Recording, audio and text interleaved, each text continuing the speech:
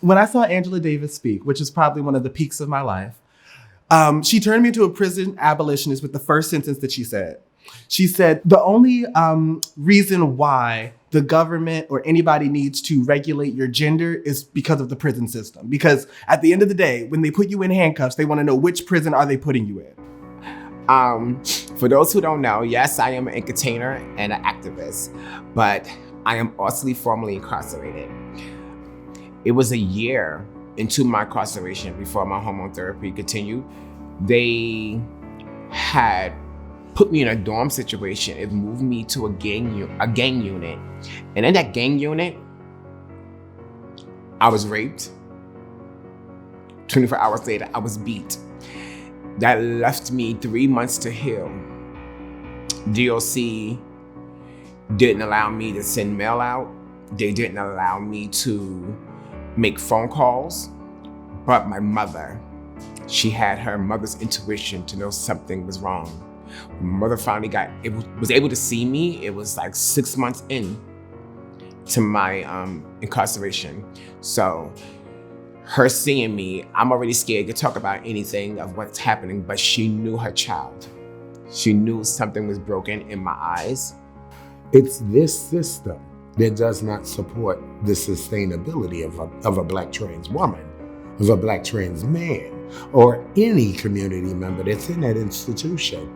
That institution is designed to break you. And prisons are, in fact, a site of violence of every single kind, including sexual violence. And that violence becomes particularly dangerous, harmful, and targeted for trans people, whose very existence disrupts the lines of power that prisons are meant to uphold. I want to state my privilege. I've never been incarcerated. I don't know what the material reality of incarceration is like. And it is a privilege because the reality is, as a trans person and as a Black trans person, we're so close and we're so often the targets of police and so often the targets of incarceration. We already know in our community that trans people are much more likely to be surveilled, to be policed, to be criminalized, and to be incarcerated than cisgender people. And what we know is that prisons and police have never kept our communities safe. Police and prisons are not about safety, except for the perceived safety of the white, cis-abled, wealth-privileged class. And even then, the police don't work the way that they're supposed to. Often, we see a great deal of our community being policed, and we don't speak up about it. The LGBT community, the trans community, are often policed, especially when they're of color.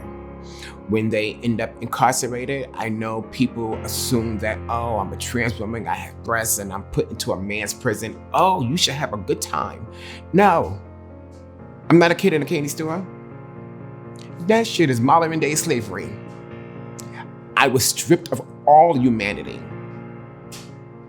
I was made to be nothing more than a project and a number.